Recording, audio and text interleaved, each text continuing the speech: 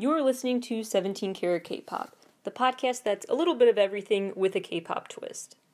From pop culture critiques to the history of K-pop to interviews with people in the K-pop industry and K-pop artists themselves, to concert and album reviews, to a deep dive into the discographies of different K-pop artists, to K-pop news updates, to stories about the music industry more broadly. This show tries to cover everything about K-pop and K-pop as it applies to the larger music and concert scenes.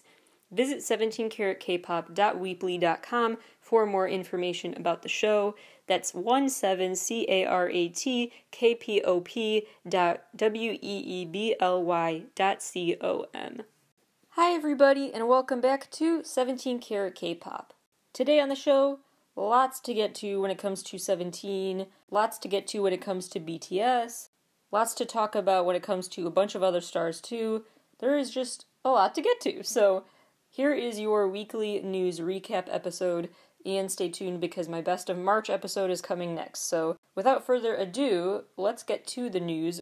Instead of talking about BTS's latest two big TV appearances separately, I think it'll just be a lot easier to get the big takeaways from their latest conversations if I just combine those reviews. So here's a rundown of the things discussed on their special called Let's BTS, mixed with the comments they made on You Quiz on the Block when they guest starred there. On You Quiz on the Block, BTS appeared on episode 99, naturally called Blood, Sweat, and Tears, and it was really funny to find out that ARMY, the BTS fandom, bought up all of the ad slots so that there would be no commercial breaks during the premiere of their episode, which is just one of the best examples of fan power I've seen in a while. Can we do that kind of fan campaign for YouTube music video ads, because those are getting extra and annoying.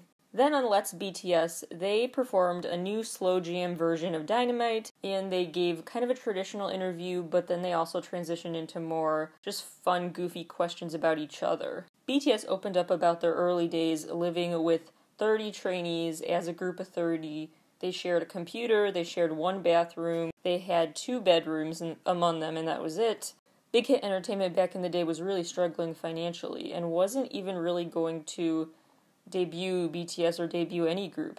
They were that close to financial ruin that they weren't even going to debut a single group before shutting their doors. But a bunch of fateful things happened, one thing led to another, and now Big Hit Entertainment has turned into a giant company that has now been invested in by Scooter Braun's agency, and we're going to talk about that, what that deal really means for the future of both companies next week on the show. But that's a little preview, just showing that the reach of Big Hit Entertainment, and now it's rebranded HYBE, is massive to say the least.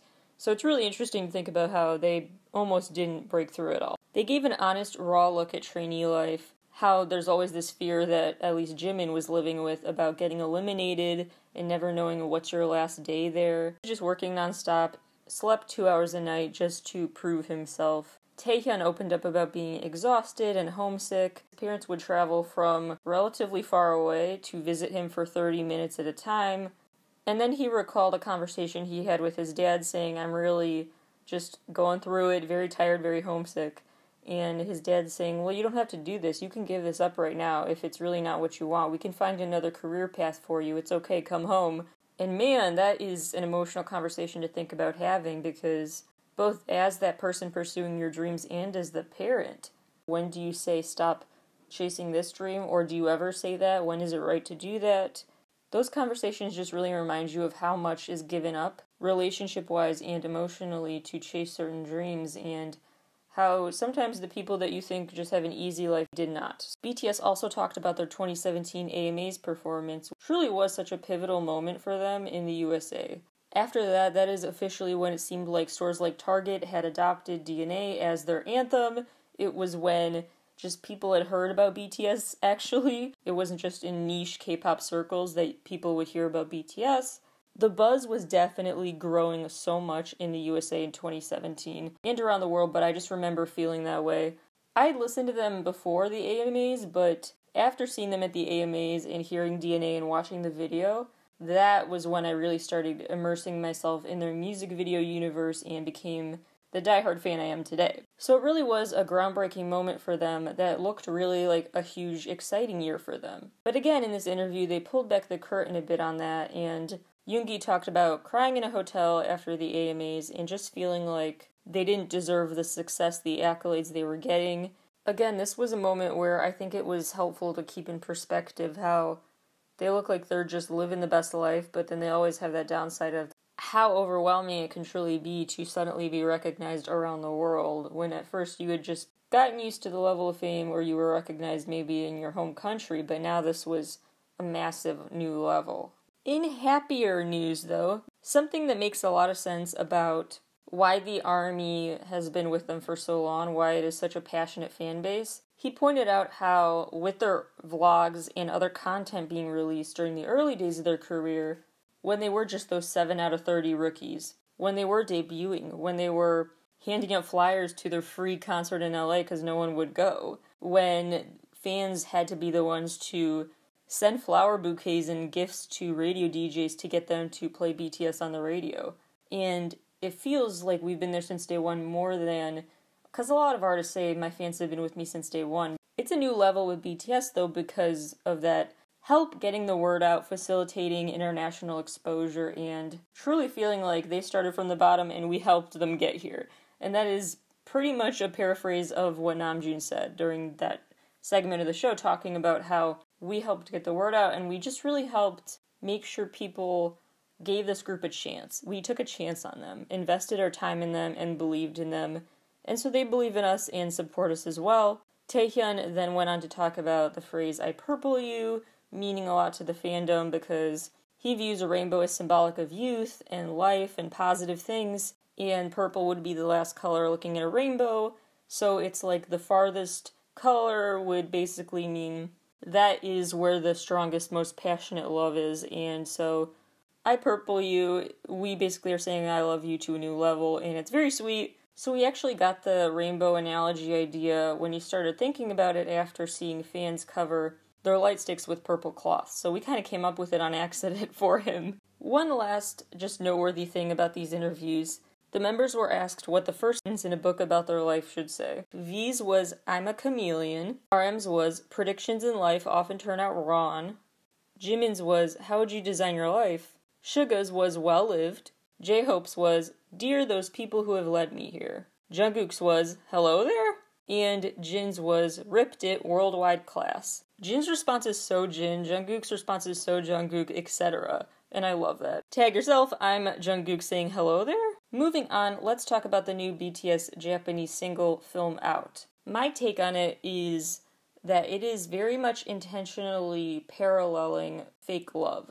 My take on it is connected a lot to what we talked about in the Demian episode. I didn't mean to throw in that plug for that episode of the show, but there you go. Because I think that video is referencing the parallel universe concept, and the focus on Jin is telling because the epiphany that he sings about is that I'm the one I should love myself, these are all parts of me. Why not try to combine them and just embrace who I fully am, good and bad qualities combined, and needing both of those to balance yourself out and just feel like you've achieved this self-actualization. We dove into that in the Damien episode. So since Jin is that pivotal character that is combining and reconciling with the different sides of himself, the angels and the demons, or whatever you want to call them, and this video for Film Out also centers Jin, it just feels like it's all connected. So there are probably more Easter eggs to the Damien era, the Wings era videos that reference the book Damien.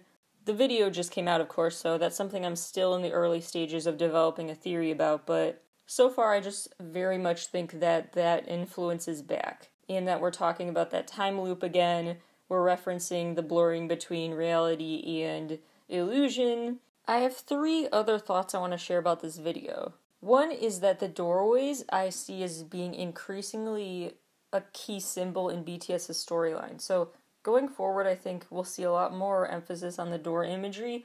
Obviously, that's a huge part of their music video world already, but I just think that's going to become even more prominent.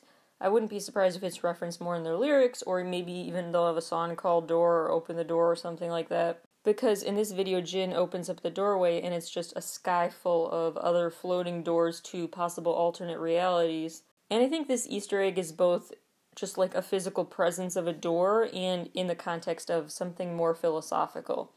Because remember, in Awake, Jin opened the door and that led to the discovery of the Polaroids and the flower petals strewn around, all of these stories and symbols that he thought these other characters had lived, with Jimin and the apple symbol and J-Hope and the symbol of a mom holding a baby, all of those symbols, he suddenly realized they were literally in the palm of his hand in the form of Polaroids, and that it was all him. And then, in Epiphany, Jin opens the door and steps out into the rain.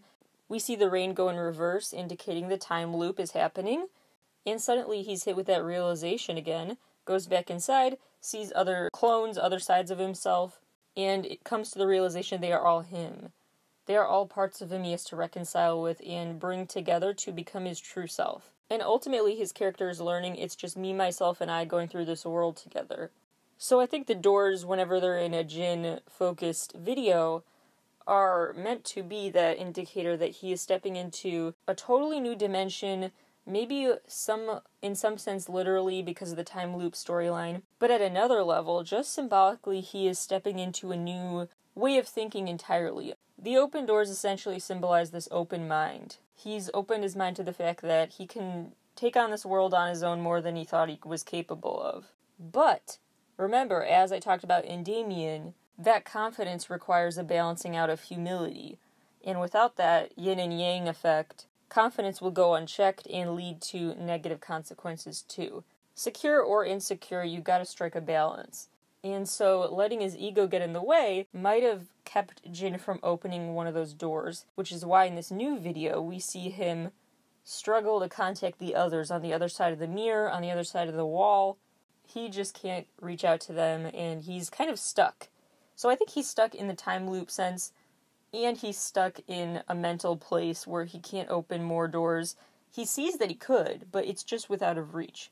He can't open up those doors quite yet. In order to do so, he's going to have to do some more mental work to get there. More psychological development needs to happen. So I think that's what his character is experiencing psychologically and philosophically, this realization about and becoming one's own hero in their own life story, while also making sure there are sidekicks and side characters in your life story, and that the good and the bad are continuing to be a part of your life story to keep things interesting and in perspective. Best movies do not have everything go swimmingly, with no characters who fight with each other or anything like that. So BTS, as I talk about at length in those BT Study Guides episodes, always like to visually portray that type of situation where the answer is not a black and white thing. It is about finding a way to live comfortably in the gray area, which is an ongoing thing to learn and much easier said than done. So 1, the doorway will continue to be key in many ways. 2, Jin is a main character here, and whenever he is, I think it is indicative of the Damien storyline being something we should consult. And third of all, I noticed that in this video, there's that moment where it looks like a tornado swept through the room, but it's in a room that was already full of stuff. Not in a way that was a mess at first, but just it was moved into. Someone moved into the room. Whereas in Fake Love, it was more of an empty space. And this time, suddenly all the debris flies in and isn't just destroying an empty room, it's destroying a room full of memories, which has even more of an emotional impact on someone. And so I think it's basically saying, Jin's character thought he had everything figured out. Oh, I don't yet. I can't even get back now, and I'm still stuck. Just when you thought he was kind of figuring out life had other plans, and that's super relatable.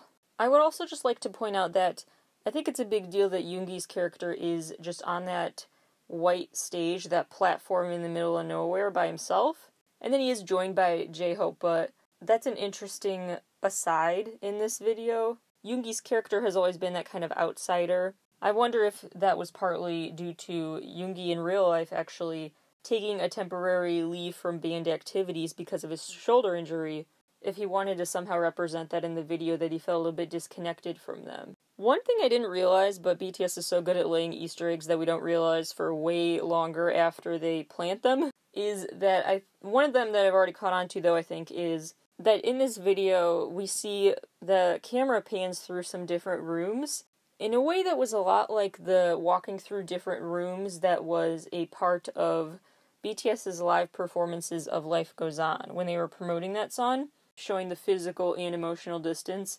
So that's something to keep in mind, is that I wonder if that whole camera work and transitions between scenes was meant to be representative of something. If you think I'm reading way too much into this stuff, check out my BTS study guide episodes, and I can assure you that if any artist adds meaning to every minute detail of their work, it's BTS. You should leave no stone unturned when you're checking it out, and that is why they are such a big deal, because their storyline is so immersive in so many ways. So that's just my take so far. Of course, it's early and it's developing.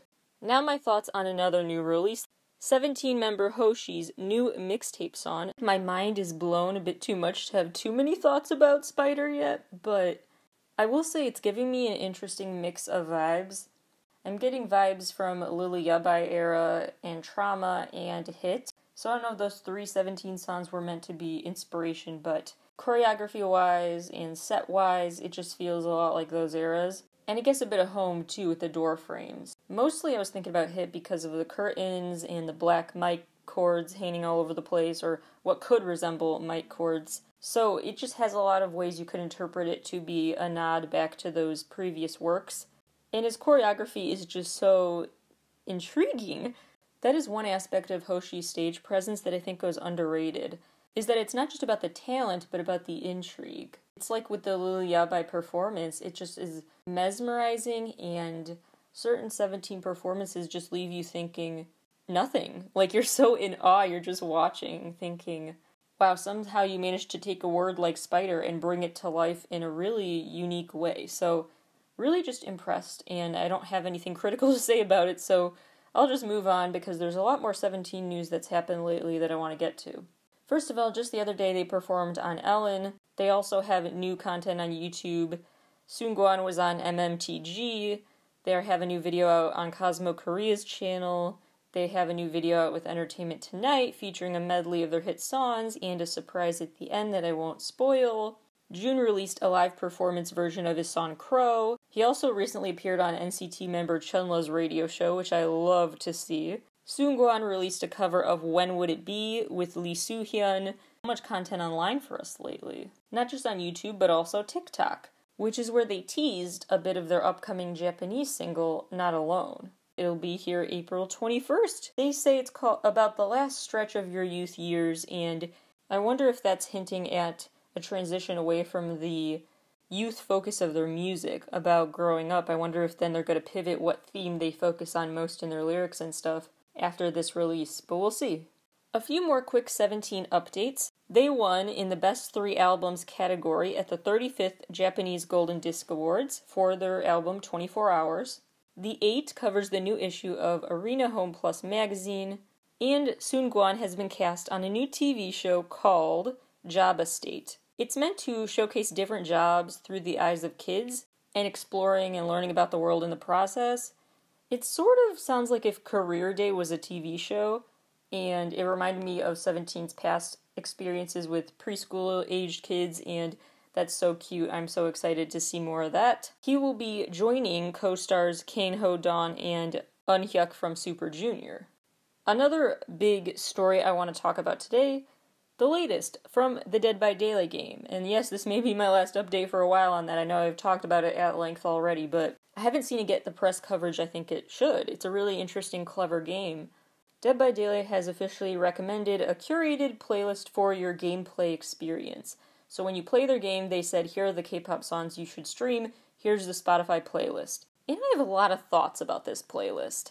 So as I go through the songs in this playlist, I'm just going to say yes, no, or meh, depending on how I feel about putting it on a video game themed playlist. What K-pop songs are great for video game play, and which are questionable choices for this playlist? Monster by EXO, yes. Pretty Savage by Blackpink, meh. God's Menu by Stray Kids, yes. You Mad by Bobby, yes. Criminal by Taemin, meh.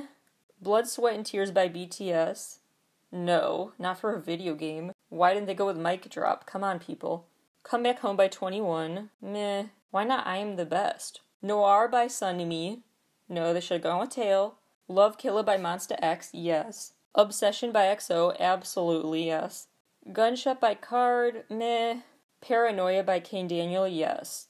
Jopping by Super M, no. How You Like That by Blackpink? No. Why didn't they put Kill This Love on here instead?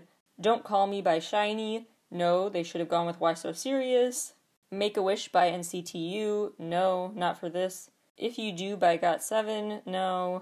Bad by Tableau? Maybe. Twice, Cry For Me? No. G-Idol? Oh My God? Sure. Icon Killing Me? Maybe. AT's Answer? No, I would have picked a different AT song. Dreamcatcher Scream? Yes. N- Given or Taken? Nah. Vicks Chained Up? No. Everglow Dun Dun? Yes. And Adios would have fit on this list too. The Boys The Stealer? Meh. Luna? Why not?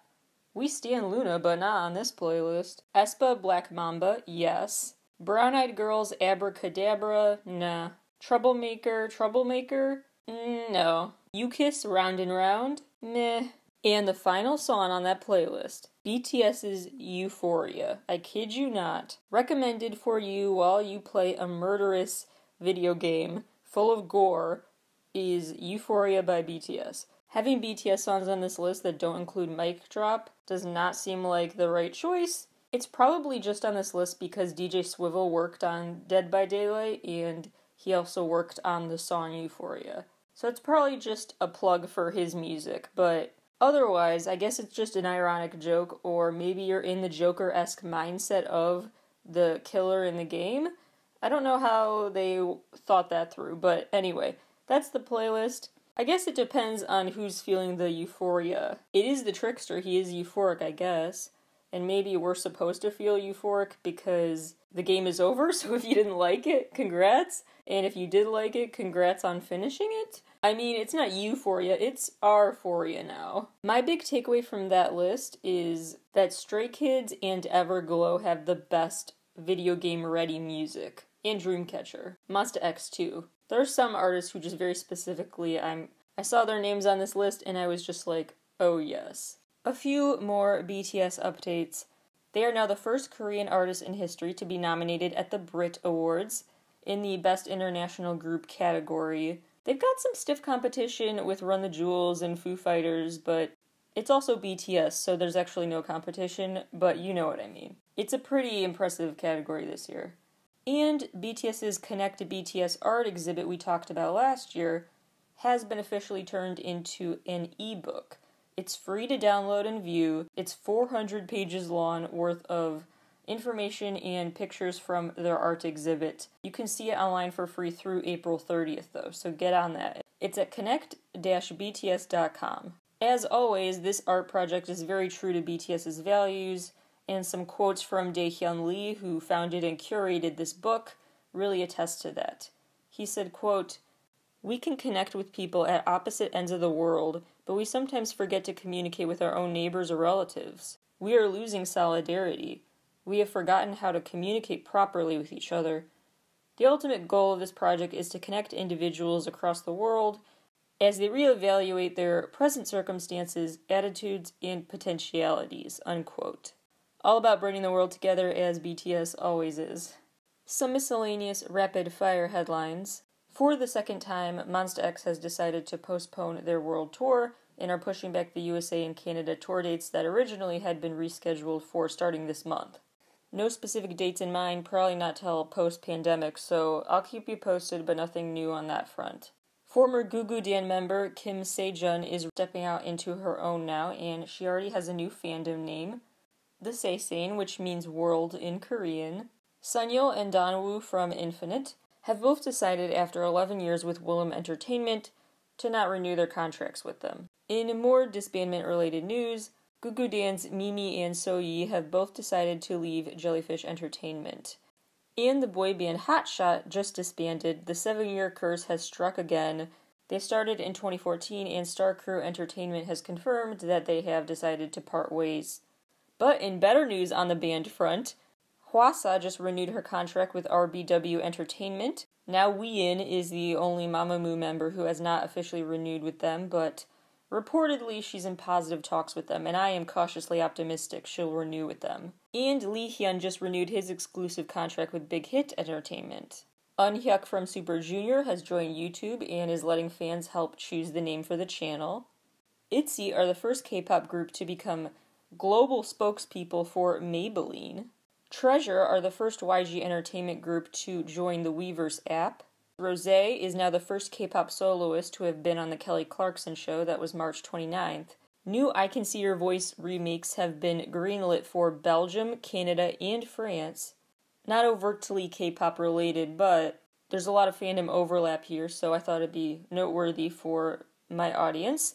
Throughout 2021, Netflix plans to release 40 new anime titles. J-pop star Lisa has just surpassed 1 million Instagram followers. Lots of good updates for my fellow Taeyeon enthusiasts. Taeyeon Time Busan video surpassed 1 million YouTube views the other day, and his Señorita freestyle dance video surpassed 3 million views. 3 million is apparently a lucky number for him this week, because Dark Clouds just surpassed 3 million streams on SoundCloud. Reaching 20 million views, Pentagon's Do or Not video, and Jesse's What Type of X. Reaching 200 million views, IU's BB. Reaching 300 million views, BTS with Life Goes On, and ITZY with Wannabe. Persona by BTS just surpassed 99 million Spotify streams. Blackpink's Stay surpassed 100 million Spotify streams. How You Like That surpassed 400 million. Lovesick Girls and Sour Candy both surpassed 200 million. More and more streaming records continue to be broken by Blackpink. That's barely news anymore, that's just the norm. And Rosé has just surpassed 10 million listeners on Spotify. She's the first Korean soloist to do that. IU's new album, Lilac, has topped iTunes in at least 11 regions around the world, and winner member Yoon's first debut full-length album topped iTunes in at least 18 regions. Baekhyun's new album, Bambi, has topped iTunes in 56 regions, and it also surpassed his personal pre-order best, gathering over 833,000 pre-orders. And last but not least, V's OST Sweet Night reached number 1 on iTunes in Nepal the other day. Nearly a year after the song first came out, suddenly now, in Nepal, it is the number 1 song. The opposite of the disappointed but not surprised meme. That is all for me today, but stay tuned because within the next few days, I will be releasing both a new episode of How to Stan and my Best of March releases recap. So stay tuned to the show and the website. Lots of new things coming, more interviews in the works still. Got a lot going on, so stay tuned. Thank you for listening as always, and I will talk to you all very soon.